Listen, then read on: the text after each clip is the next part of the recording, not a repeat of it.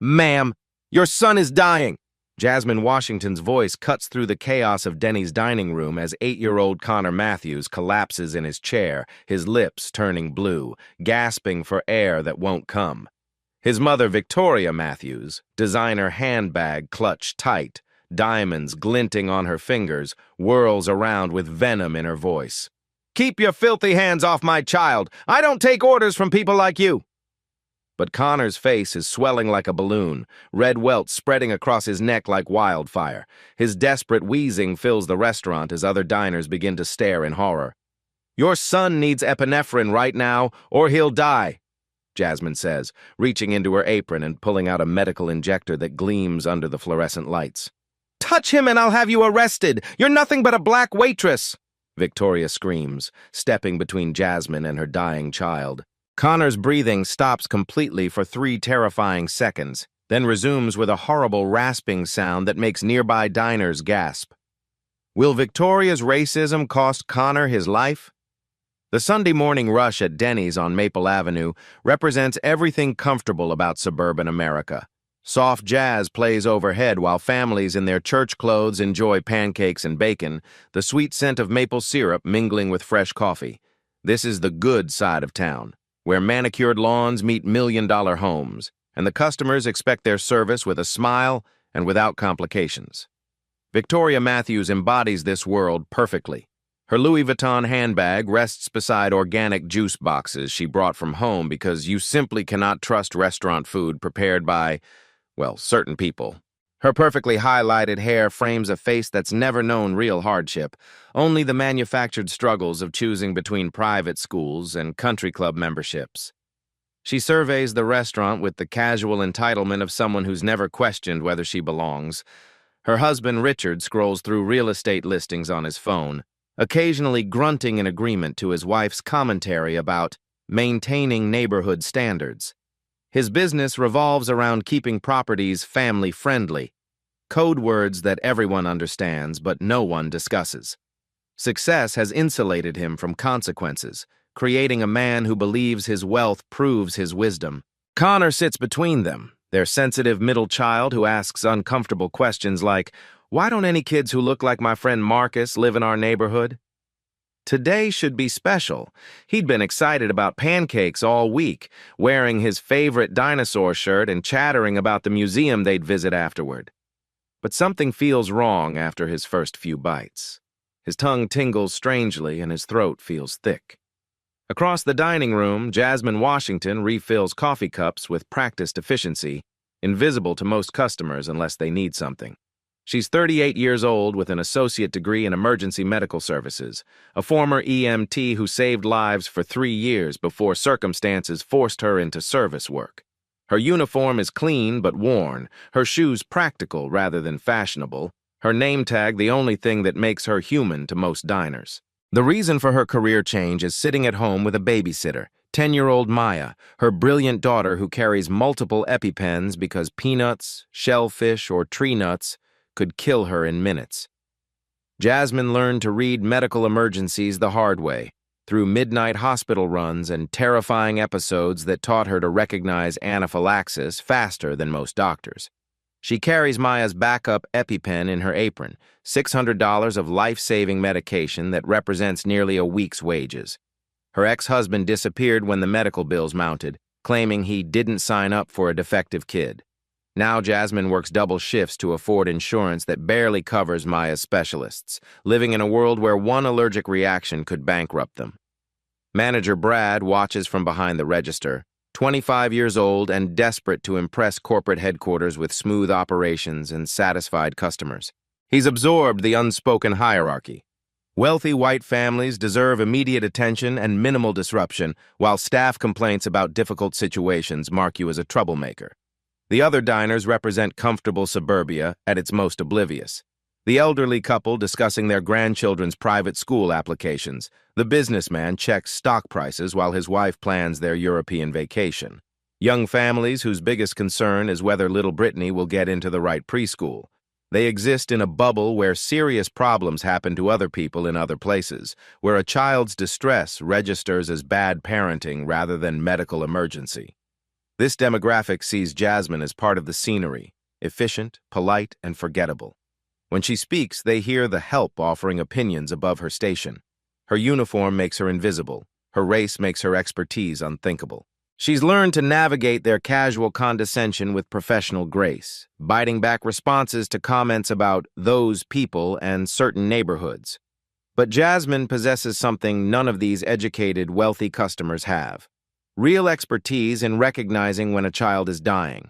She's administered epinephrine in ambulances, talked to panicked parents through allergic reactions, and watched children go from healthy to critical in minutes. Her knowledge comes from necessity, not textbooks, the kind of wisdom that privileged people never acquire because they never need it. The restaurant hums with the comfortable sounds of Sunday morning. Soft conversations about weekend plans, the gentle clink of silverware against plates, children's laughter mixing with adult discussions of school fundraisers and neighborhood events. It's a sanctuary of predictable pleasures where nothing truly dangerous ever happens. Until today, when two worlds collide in the most devastating way possible, a child's life hanging in the balance, and the only person qualified to save him dismissed as irrelevant by those who need her most. What happens when expertise wears an apron and speaks with the wrong accent in the wrong skin? Connor's symptoms begin subtly, insidiously. After his second bite of pancakes made with peanut oil, he starts scratching his neck, leaving red marks that Victoria notices immediately. "Connor, stop that disgusting scratching. What will people think?" Her voice carries that particular suburban authority, sharp, entitled, designed to remind everyone of social hierarchies. But Connor can't stop. His throat feels strange, thick. The pancakes taste metallic, wrong. He pushes the plate away with trembling hands. "Mommy, my mouth feels funny. It's all tingly and weird." Victoria's face hardens with familiar frustration. Last month, Connor claimed stomach problems right before his piano recital. The month before, he developed a mysterious headache during a playdate with her friend's son. She's convinced her sensitive child has learned to manipulate situations through manufactured illness. "Absolutely not. You begged for pancakes all week. Stop making excuses and eat them." Richard barely glances up from scrolling through property listings. "Listen to your mother, champ. No faking sickness on family day." As Connor's scratching intensifies, the welts spread down his neck, small but unmistakable. Jasmine approaches their table with fresh coffee, immediately recognizing the pattern. Maya gets identical welts in the early stages of reactions. "Excuse me, ma'am," Jasmine says carefully, her voice respectful but urgent. "Has your son eaten anything containing nuts? He appears to be having an allergic reaction." Victoria's head snaps up, eyes flashing with indignation. "Excuse me? I think I know my own child." The temperature in her voice drops to Arctic levels. "I don't need medical advice from the help." The word help hits like a physical slap. Around the restaurant, conversations pause as diners tune into the unfolding drama. The social dynamics are familiar and comfortable, the well-dressed white woman putting the black service worker firmly in her place. "Ma'am, I have experience with food allergies," Jasmine persists, watching Connor's breathing become more labored. "Those welts on his neck are from scratching because he's throwing a tantrum," Victoria interrupts, her voice rising to ensure nearby tables can hear. "People like you always think you know better than educated parents." The phrase, "people like you," hangs in the air with unmistakable meaning. Several diners nod approvingly, recognizing the proper restoration of social order. Connor's face begins flushing deeper red. His breathing sounds increasingly strained, but the adults remain focused on their power struggle. He tugs weakly at his collar. "Mommy, it's hard to breathe." "Stop being dramatic. Use your normal voice." Jasmine feels the familiar burn of dismissal, of being reduced to assumptions and stereotypes. But Connor's symptoms are accelerating, his lips starting to swell, his hands looking puffy. "Please, ma'am, I'm begging you. My daughter has severe allergies. I know what this progression looks like." Victoria stands abruptly, her chair scraping loudly against the floor. "How dare you compare my son to your situation? Connor doesn't have allergies. He's just learned that acting sick gets him attention from bleeding hearts like you." The racial undertones become explicit as Victoria continues. "These people always think they know better than those of us with actual education and breeding." It's probably something they teach in those community colleges. Richard finally looks up, adding his voice to the humiliation. Do you have a medical degree? No? Then keep your opinions to yourself and do your job. When Jasmine mentions her EMT background, Victoria laughs with cruel delight. Oh, please. What did you do, take a weekend first aid course? I'm not taking medical advice from someone someone in your position. The restaurant buzzes with approving murmurs. The businessman at table 6 nods knowingly. The elderly woman by the window shakes her head at the audacity. Everyone understands the script. The presumptuous black woman overstepping, the refined white family maintaining proper boundaries. Manager Brad appears instantly, trained to diffuse any situation that might upset wealthy customers. Is there a problem here? Your employee is harassing us, Victoria declares, her voice pitched for maximum audience impact. Making wild medical claims, causing a scene. I want her moved to a different section immediately. I apologize for this disruption, Brad says to Victoria, then turns to Jasmine with warning in his eyes. Remember what we discussed about knowing your boundaries and appropriate customer interaction? The humiliation reaches its peak as Victoria delivers the final blow. I don't know what they teach people like you, but in civilized society, service workers don't diagnose customers' children. Maybe stick to refilling coffee and leave the thinking to those qualified for it. She turns to Richard with theatrical exasperation. This is exactly why we need to be more selective about where we eat. The quality of staff keeps declining in these places. The cruelty is breathtaking in its casual efficiency. Other staff members avoid eye contact with Jasmine, unwilling to risk their jobs by showing support. Diners return to their meals, having witnessed the social order properly reinforced. The message resonates clearly through the restaurant. Know your place, stay silent, accept your role. But while the adults engage in their ugly display of prejudice and power, Connor's condition deteriorates rapidly. His lips are now visibly swollen, tinged with blue around the edges. His breathing has become a series of desperate wheezes. His hands, when he tries to reach for his water glass, shake with weakness. The welts have spread down his arms and across his face. His eyes, wide with fear he doesn't understand, search frantically for help. But his parents are too invested in their performance of superiority to notice their son sliding toward unconsciousness. Jasmine stands isolated, surrounded by the wreckage of her dignity, watching a child approach death while being told she's unqualified to have an opinion. The cruel irony burns. The person they're humiliating possesses the exact expertise needed to save their son's life. Connor tries to speak, to tell his parents something is terribly wrong, but his throat is closing. Only a frightened whimper emerges, lost beneath the sound of adult voices asserting their authority over someone they've decided doesn't matter. The clock ticks toward catastrophe, while privilege blinds them to the growing emergency. Will their need to maintain social hierarchy cost Connor everything? Connor's condition deteriorates with terrifying speed while the racial drama consumes the adult's attention. His scratching becomes frantic, desperate clawing at anywhere he can reach. The welts spread like a roadmap of distress across his small body, angry red marks that seem to multiply with each passing minute. "Mommy," he whispers, his voice now thick and unrecognizable. "I can't. My throat feels—" "Use your normal voice! Stop whispering!" Victoria snaps, but her anger falters slightly when she notices Connor's hands. They're swelling, his fingers looking puffy and strange, like small sausages. Something cold touches her stomach, but she pushes the feeling away. Jasmine watches from across the restaurant, refilling sugar dispensers with mechanical precision while her mind races. She recognizes the timeline with horrifying clarity. Connor is maybe 15 minutes into a severe anaphylactic reaction. Without intervention, he has perhaps 10 to 15 minutes left before his airway closes completely.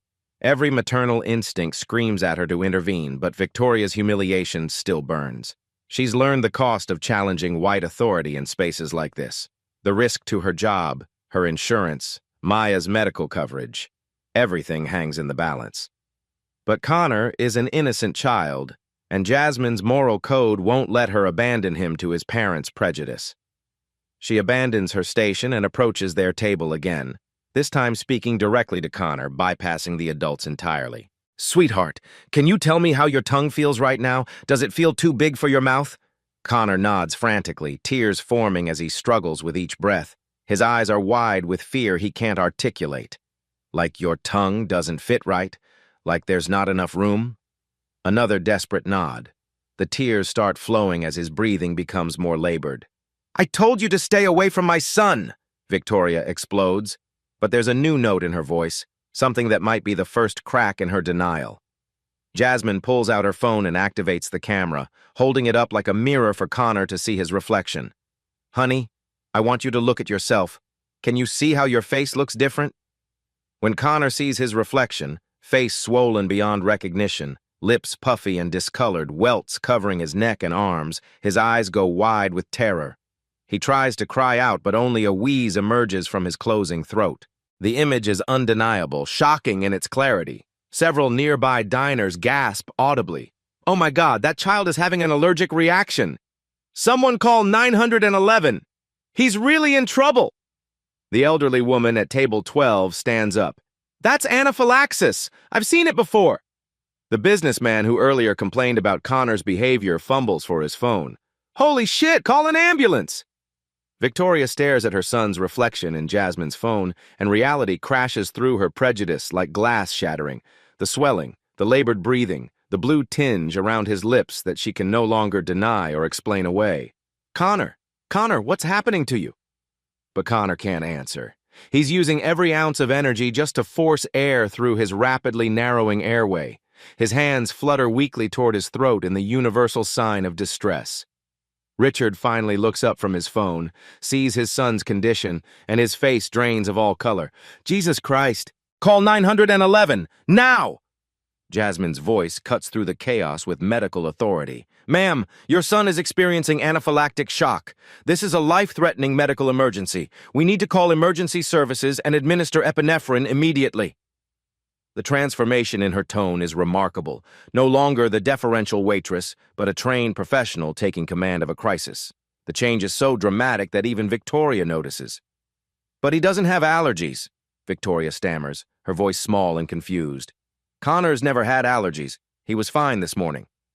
Allergies can develop at any time, Jasmine explains quickly, watching Connor's color change. First-time reactions are often the most severe because there's no preparation, no awareness of triggers. Connor's breathing stops completely for 3 terrifying seconds. The entire restaurant holds its breath. When he finally gasps again, the sound is horrible, wet, strained, the sound of someone drowning in their own swelling. We don't have much time, Jasmine says, her professional training overriding every social boundary that had constrained her minutes earlier. Will Connor survive long enough for help to arrive? And why does this waitress know exactly what to do when everyone else is paralyzed with panic? The restaurant erupts into controlled chaos as Connor collapses back into his chair, no longer able to support his own weight. His breathing becomes a series of desperate wheezes, each one sounding like it might be his last. His face has progressed from red to an alarming pale blue around the lips, a color that sends chills through everyone watching. Call 911! Jasmine shouts to Brad, but the manager stands frozen, his mind racing through corporate liability protocols and insurance concerns. Should we wait for the parents to authorize? He starts, his voice uncertain. There's no time. Jasmine's voice carries the unmistakable authority of someone who's commanded emergency situations before. This child will be dead before the paperwork is finished. Victoria is in complete meltdown, her carefully constructed world crumbling around her. I don't understand, she sobs, reaching toward Connor with trembling hands. He was fine. He was just being difficult. Connor, baby, talk to mommy. But Connor can't talk. His airway is closing systematically, each breath requiring tremendous effort. His hands flutter weakly at his throat, and his eyes, wide with terror, search desperately for someone to make the nightmare stop. Richard springs into action, his business instincts finally kicking in. Someone do something! Anything! I'll pay whatever it costs! Does anyone have an EpiPen? Jasmine calls out to the restaurant, her voice cutting through the rising panic. The question hangs in the air, met with blank stares and helpless shrugs. These are suburban families living in comfortable bubbles, people who've never faced real medical emergencies in their insulated world of private schools and country clubs. We don't. Connor's never needed. He doesn't have allergies. Victoria stammers through her tears. Ma'am, with all due respect, your son is dying, Jasmine says, her voice steady despite the chaos. I've seen this exact progression with my daughter. We have maybe 5 minutes before his airway closes completely. She reaches into her apron and pulls out Maya's emergency EpiPen, the backup she carries everywhere, the $600 device that represents a significant portion of her monthly salary. Her hands are completely steady as she holds it up. I have one, but it's not prescribed to him, she explains quickly. Legally, I could face criminal charges for administering medication to someone else's child without parental consent. Use it, Richard shouts, his voice cracking with desperation.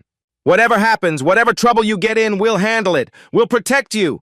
But Victoria, even in the midst of the crisis, hesitates.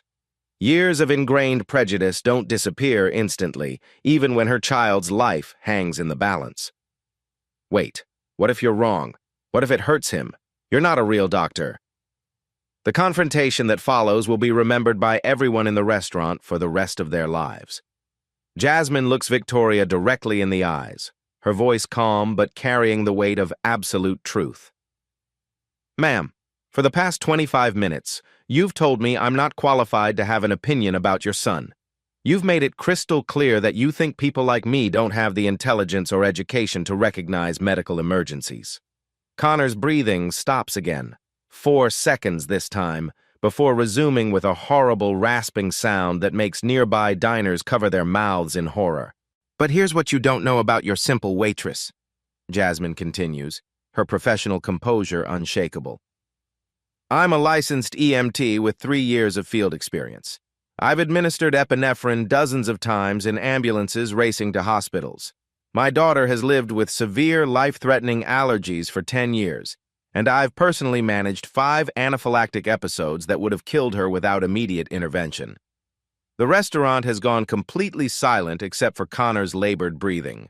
Every eye is fixed on this confrontation between prejudice and expertise. Right now, that experience makes me the most qualified person in this room to save your son's life. But you need to make a choice. You can continue believing that my uniform and my skin color determine my competence, or you can let me do what I was trained to do. Victoria stares at Jasmine, then at Connor, whose lips are now distinctly blue. His hands have stopped moving, lying limply at his sides as his body conserves energy for the desperate task of breathing. The moment stretches endlessly. Around them, other diners lean forward, holding their breath. This isn't just about medical emergencies anymore.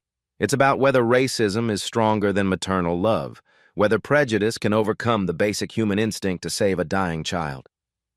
Ma'am, Richard says quietly, his voice breaking. Please, let her help him. Victoria looks at her son, really looks at him, and sees a child on the edge of death. Something fundamental breaks inside her, shattering years of assumptions and prejudices. Please, she whispers, tears streaming down her face. Oh God, please do whatever you have to do. I'm sorry, I'm so sorry. Just save him. Jasmine doesn't hesitate. She kneels beside Connor with practiced efficiency, her movements calm and professional. Connor, sweetheart, this is going to hurt for just 1 second, but it's going to help you breathe again. I need you to be brave for me, okay? She positions the EpiPen against his thigh, explaining each step with the patience of someone who's done this before. I'm giving you medicine that will stop the allergic reaction. You're going to feel a sharp pinch, then you're going to start feeling much better. The entire restaurant watches as she drives the pen through his pants into his thigh muscle. The device clicks loudly, a sound that seems to echo through the stunned silence. Connor jerks and cries out, the first clear sound he's made in 10 minutes. Good boy, Jasmine says softly, holding his hand. The medicine is working now. Just breathe with me, in and out. Help is coming. The wait begins, 3 to 5 minutes for epinephrine to take effect. The longest minutes of everyone's lives. Jasmine monitors Connor's pulse with professional precision, talking him through each breath while his parents stand helplessly by, finally understanding the magnitude of what they almost lost through their own prejudice. Will the medicine work in time? And what will this moment of truth mean for everyone who witnessed it? As the ambulance sirens wail in the distance, Connor's breathing begins to ease for the first time in 30 minutes. The blue tinge fades from his lips and his eyes focus on Jasmine's face with growing clarity. The epinephrine is working, pulling him back from the brink of death with each passing second. EMT Rodriguez jumps from the ambulance and immediately recognizes the woman kneeling beside the child. "Jasmine Washington, what the hell are you doing here? I thought you were back at Metro General." "Working restaurant shifts," she replies without missing a beat, continuing to monitor Connor's pulse. "Had to leave the service when Maya's condition got worse, needed better insurance coverage and steadier hours." "Is this your intervention?" Rodriguez asks, examining the EpiPen injection site with professional interest. 8-year-old male, first known exposure to peanut allergens. Classic anaphylaxis progression, started about 30 minutes ago with localized urticaria, progressed to full systemic reaction, administered 0.3 milligrams epinephrine intramuscularly approximately 4 minutes ago. The medical precision of her report silences the restaurant completely. This isn't a waitress who got lucky. This is a trained emergency medical professional giving a textbook patient handoff. Rodriguez nods with clear respect. Perfect timing, perfect dosage. Another few minutes and we'd be looking at a very different outcome. He turns to Victoria and Richard, who stand pale and shaken nearby. "This woman just saved your son's life. That was severe anaphylactic shock. Without immediate epinephrine, children can die in 15 to 20 minutes. You were really a paramedic?" Victoria asks, her voice barely a whisper. "EMT," Jasmine corrects. "Emergency medical technician, 3 years with Metro Emergency Services, specialized in pediatric calls." Her tone remains professional without a trace of vindictiveness. "I had to resign when my daughter's medical needs required more predictable scheduling." Dr. Martinez arrives with the hospital transport team and immediately defers to Jasmine for the complete clinical picture. "EMT Washington, walk me through your assessment and intervention timeline." The formal address, EMT Washington, hits the restaurant like a thunderbolt. Brad's face goes ashen as he realizes he's been managing someone more medically qualified than most of his customers, treating her like she was overstepping by trying to save a life. "Why didn't you tell us about your background?" Brad asks, his voice weak. "You never asked," Jasmine replies simply. "And when I tried to use my training to help a child in crisis, I was told to stay in my lane and remember my place." The weight of that statement settles over everyone present. They've just witnessed someone with genuine medical expertise being dismissed, humiliated, and silenced based purely on assumptions about her race and job title. Connor, now breathing easily but still shaken, looks up at Jasmine with wonder. "You're like a real doctor?" "I'm someone who learned how to help people when they're scared and hurt," she answers gently. "Just like how your parents love you and want to keep you safe. Sometimes adults need special training to know how to do that." Victoria breaks down completely, her sobs echoing through the quiet restaurant. "I'm so sorry. I'm so sorry. We almost, because I wouldn't listen." She can't finish the sentences, overwhelmed by the magnitude of what her prejudice nearly cost. "Ma'am," Jasmine says quietly, "you were scared for your child. Parents make mistakes when they're frightened." But Richard understands the deeper truth. "No, we weren't just scared. We were wrong. About you. About what your knowledge was worth. About everything." His voice cracks with emotion. "You saved our son's life while we told you that you didn't matter." Rodriguez continues his conversation with Jasmine, oblivious to the emotional reckoning happening around them. "Fire department's still got that minority recruitment program for paramedic certification. Full ride scholarship, guaranteed placement. Are you interested?" "Maybe," Jasmine says, helping transfer Connor to the stretcher. "Been thinking about it lately." The casual mention of scholarships and career advancement opportunities stuns Victoria further. She's been operating under the assumption that someone in Jasmine's position couldn't access higher education or professional development. Another layer of prejudice being stripped away in real time. As Connor is loaded into the ambulance, breathing normally but requiring overnight observation, the restaurant slowly comes back to life. But nothing will ever be the same. Everyone present has witnessed the deadly cost of assumptions, the price of dismissing expertise based on appearance rather than ability. The woman they treated as invisible has revealed herself to be exactly what they needed most, and what they almost refused to accept. At Metro Children's Hospital, the ordeal is far from over. Dr. Sarah Martinez delivers sobering news to the Matthews family as Connor sleeps peacefully, connected to monitors that track every heartbeat and breath.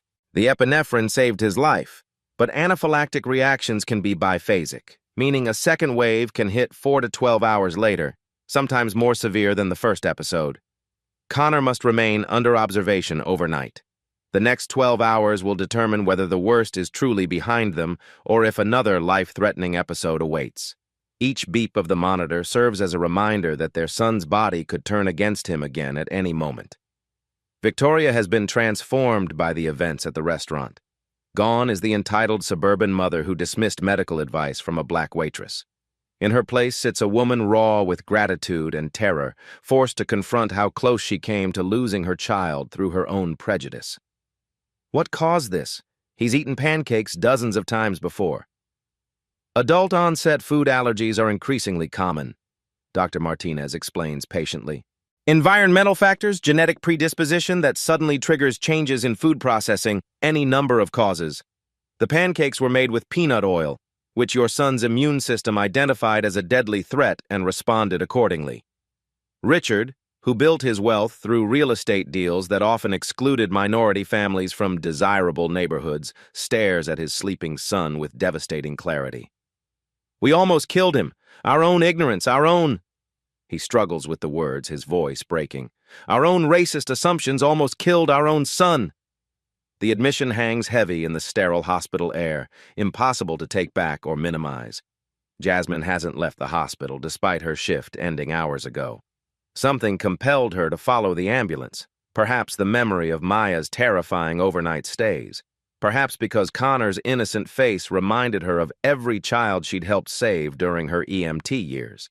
But being here resurrects painful memories. The career she loved but had to abandon when Maya's condition worsened, the financial struggles that forced her into service work, the daily challenge of raising a medically complex child completely alone. Maya arrives with Jasmine's neighbor, worried when her mother didn't come home from her Sunday shift.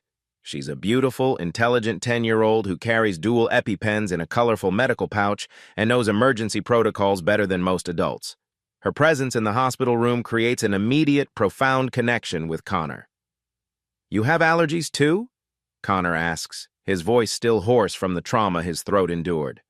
"Lots of them," Maya says matter-of-factly, settling into the chair beside his bed. "Peanuts, tree nuts, shellfish, sesame. But my mom taught me how to stay safe and still have fun." "Your mom saved my life. She saves mine every single day." The simple exchange between the children devastates Victoria completely. While she worried about Connor's embarrassing behavior, disrupting their comfortable public appearances, Jasmine has been managing genuine life-and-death medical emergencies every single day for 10 years.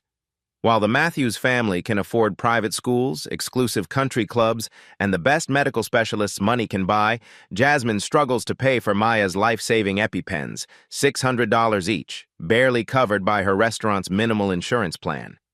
"How do you do it?" Victoria asks Jasmine, her voice breaking with newfound understanding. "How do you live with this constant fear every single day?" "You don't have a choice," Jasmine replies with quiet strength. "You learn fast, or your child dies.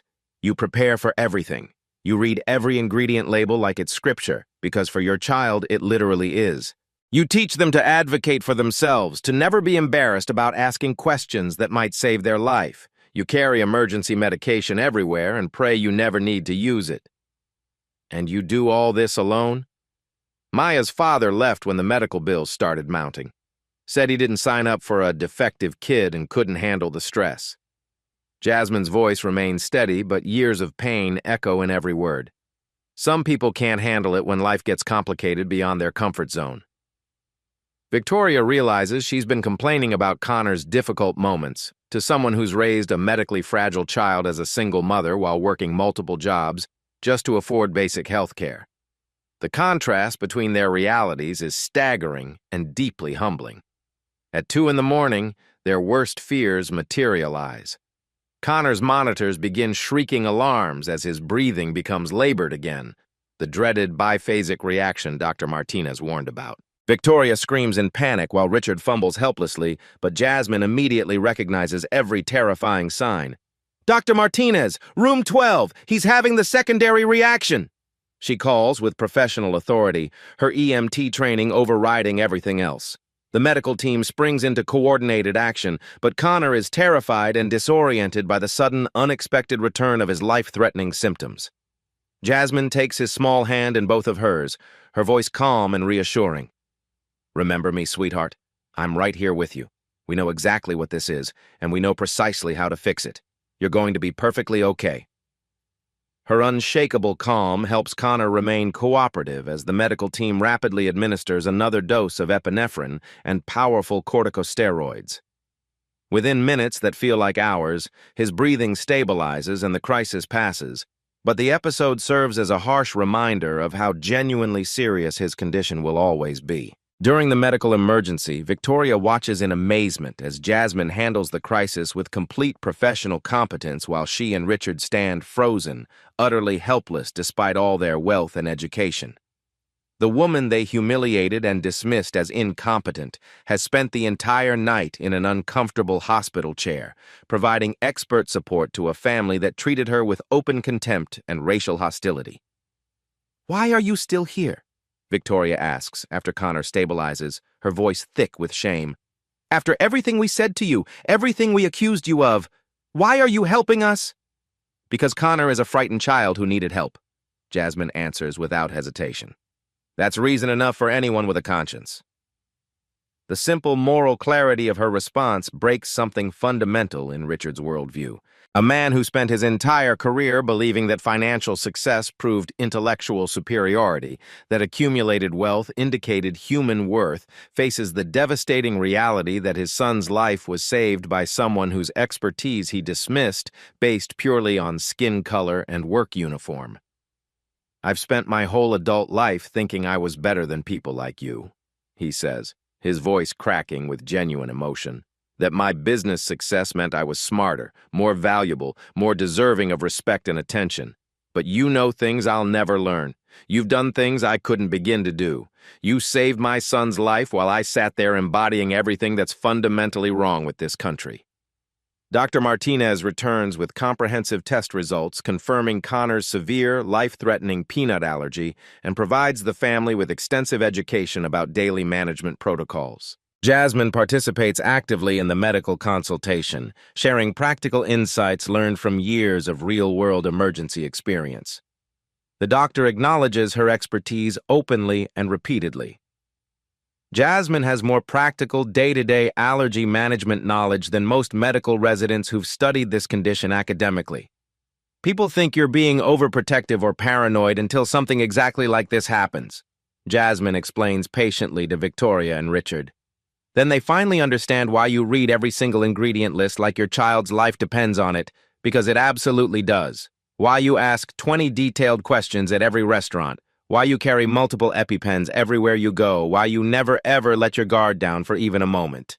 Connor, now fully recovered but forever changed by his brush with death, looks directly at Jasmine with complete trust and asks, "Will I have to be like Maya now? Will I always have to be so careful about everything?" "You'll be prepared and informed," she tells him gently, stroking his hand.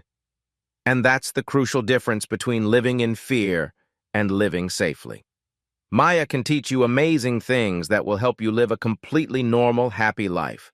You'll just know much more about taking proper care of yourself than most other kids your age. "Will you teach me too? Will you help me learn?" Jasmine smiles warmly. "Your parents are going to learn everything they need to know to keep you safe, and they'll teach you step by step. Maya and I will help whenever you need us, for as long as you want." By dawn, Connor is medically stable, and the immediate crisis has definitively passed. But its impact will reverberate through all their lives forever. Victoria and Richard realize their beloved son nearly died not from an allergic reaction, but from their complete inability to recognize medical expertise when it came from someone they deemed socially inferior. More profound than the medical emergency itself is their devastating understanding that they've been living with dangerous assumptions about human worth, intellectual capability, and professional competence, assumptions that nearly cost them everything they hold most precious in this world. The ultimate challenge wasn't just saving Connor's life. It was forcing everyone involved to confront the potentially deadly consequences of prejudice disguised as proper social order. Connor is discharged the following evening with a comprehensive allergy management plan that will reshape every aspect of his daily life. His small hands clutch two brand-new EpiPens while a medical alert bracelet gleams on his wrist, symbols of his new reality and the vigilance required to keep him safe. But the real transformation extends far beyond medical protocols. Victoria insists on personally driving Jasmine and Maya home, a gesture that would have been unthinkable 48 hours earlier. The luxury sedan creates an unlikely bridge between two drastically different worlds as Connor and Maya chatter excitedly in the back seat, bonding over their shared understanding of food allergies. "Maya knows all the safe restaurants in town," Connor says with genuine enthusiasm. "She's going to make me a special list so I know where I can eat. And I'll teach you how to read ingredient labels like a detective," Maya adds proudly. "It's actually kind of fun once you get good at it." Their easy friendship highlights everything their parents failed to see, that expertise and wisdom exist everywhere, regardless of economic circumstances or skin color. Dr. Martinez provides the Matthews family with comprehensive allergy education during their final consultation. Jasmine participates as an equal partner in the medical discussion, sharing practical management strategies learned from years of real-world experience. The doctor acknowledges her knowledge repeatedly. "Jasmine understands daily allergy management better than most medical professionals I've worked with." Victoria struggles to find adequate words for her gratitude. "I keep thinking about what would have happened if you weren't there, if you'd walked away after we—" She cannot finish the sentence, overwhelmed by the magnitude of their near catastrophe. "You were terrified for your child," Jasmine responds with characteristic grace. "Parents make terrible mistakes when they're frightened and don't understand what they're seeing." "But I wasn't just scared," Victoria admits painfully. "I was wrong about everything. About you, about what determines someone's worth, about my own supposed superiority." Connor looks at Jasmine with complete trust and affection. "You're like my guardian angel who saved my life." "You're going to be perfectly fine, sweetheart," she assures him. "Now you know what to watch for, and your parents will learn everything they need to keep you safe and happy." The immediate medical crisis has been resolved, but its profound lessons about prejudice, expertise, and human dignity will resonate forever. Connor will carry more than EpiPens. He'll carry the knowledge that heroes often wear uniforms society teaches us to ignore. The story explodes across social media within hours, viral in the worst possible way for the Matthews family. "Wealthy white family nearly kills son rather than listen to black EMT" becomes a national headline, crystallizing decades of frustration about racial prejudice and its deadly consequences. The video footage, captured by a bystander's phone, shows the entire horrific sequence. Connor struggling to breathe while his parents dismiss Jasmine's expertise, the racial slurs and condescension, and finally the life-saving intervention that came despite their cruelty. The images are impossible to deny or spin into something more palatable. Social media erupts with righteous fury. Rich white couple would rather watch their son die than admit a black woman knew more than them. This is exactly why racism literally kills people. That child almost died because of his parents' prejudice. Rather than retreat into defensive silence or hire crisis management consultants, Victoria chooses radical accountability. She publishes a lengthy public statement that begins, "We almost lost our son because we believed our prejudices were more valuable than a black woman's medical expertise." Jasmine Washington is a trained EMT who saved Connor's life while we told her she wasn't qualified to have an opinion. We were catastrophically wrong, and we're committed to spending the rest of our lives proving we can do better. The admission sends shockwaves through their social circle and professional networks. Country club memberships are quietly revoked. Richard's real estate clients begin canceling contracts. Their carefully constructed social world crumbles as friends distance themselves from the national embarrassment. But something unexpected happens. Opportunities flood toward Jasmine from multiple directions. Metro Hospital calls offering her old EMT position back with significantly improved benefits and scheduling flexibility. The fire department contacts her about their paramedic scholarship program with full educational funding. A major medical device company offers her a position in allergy education and emergency response training. Most surprisingly, a GoFundMe campaign started by a stranger who saw the news coverage raises over $75,000 for Maya's medical expenses in just 1 week. The donations come with messages of support. For the real hero in this story, thank you for saving that child despite how you were treated. Maya deserves the best medical care possible. Jasmine approaches these opportunities with careful consideration. I'm not looking for charity or pity, she tells the reporters who seek her out. I want genuine opportunities that I've earned through my qualifications and experience. Denny's corporate headquarters, facing massive public backlash and potential discrimination lawsuits, implement sweeping changes across all locations. They create comprehensive medical emergency training programs, establish zero-tolerance anti-discrimination policies with real consequences, and promote Jasmine to regional trainer for emergency response protocols. The cruel irony isn't lost on anyone. They're now paying her to teach other locations exactly what she already knew instinctively. The Matthews family's transformation becomes equally dramatic. Victoria establishes a foundation focused on allergy awareness and challenging assumptions about expertise based on appearance or social status. Richard uses his business connections to create internship and scholarship opportunities for qualified minority professionals in healthcare fields. Connor becomes an unexpected advocate for inclusion and allergy awareness, speaking at elementary schools about the importance of listening to people who want to help, regardless of what they look like or where they work. 6 months later, the changes are remarkable. Connor thrives with proper allergy management and has become popular at school as the kid who teaches other children about acceptance and inclusion. Jasmine is halfway through her paramedic certification program, earning straight A's while maintaining weekend shifts for financial security. Maya has a fully funded college savings account and access to the best pediatric allergists in the region. The friendship between the two children has bridged their vastly different worlds, creating something beautiful from the ashes of their parents' failures. The story's impact extends far beyond one family's crisis, sparking national conversations about recognizing expertise wherever it exists and the deadly cost of dismissing knowledge based on prejudice. Real expertise doesn't announce itself with expensive diplomas hanging on office walls or designer clothes that signal social status.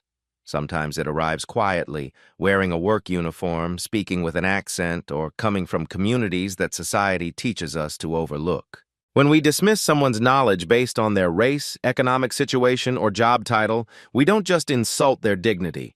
We endanger our own survival. Connor Matthews nearly died not from a peanut allergy, but from his family's deadly inability to recognize medical expertise when it came wrapped in black skin and a waitress uniform. Their racism was literally life-threatening, not just to Jasmine's sense of worth, but to their own child's precious life. This story forces us to confront an uncomfortable truth. How many Jasmines work around us every single day, carrying knowledge that could save lives, solve critical problems, or provide insights we desperately need? The housekeeper who notices early signs of cognitive decline. The security guard who understands building safety systems better than the architects. The retail worker who recognizes symptoms of domestic abuse that trained counselors miss. When we automatically assume incompetence based on someone's appearance, uniform, or background, we lose access to wisdom that could literally transform our understanding of the world. Every day we make crucial decisions about whose voices deserve attention and respect, whose experience counts as legitimate knowledge, whose expertise merits serious consideration. These seemingly small choices have profound consequences, sometimes fatal ones that we don't discover until it's almost too late. The next time someone tries to help you, whether it's a server noticing concerning symptoms, a maintenance worker suggesting solutions to complex problems, or a colleague offering insights from their unique perspective, stop and truly listen. Their knowledge might be exactly what you need to save your life, advance your career, or strengthen your relationships. Challenge yourself. Who have I dismissed recently because of assumptions about their educational background or social status? What crucial knowledge am I missing because I'm not looking for expertise in the right places? How can I become the kind of person who recognizes wisdom and competence wherever they originate? Connor's story ended with healing and growth because one courageous person refused to let prejudice determine a child's fate. Jasmine's bravery didn't just save a precious life, it forced everyone watching to confront the devastating cost of assuming that human worth correlates directly with social privilege. Share this story if you believe expertise and knowledge come in all forms. Comment below about a time when someone unexpected taught you something valuable that changed your perspective. Subscribe to Black Tales Stories for more powerful stories about everyday heroes who prove that genuine heroism often wears work clothes, speaks with different accents, or emerges from communities we're systematically taught to ignore. Sometimes the person who saves your life is the one you almost refuse to let speak.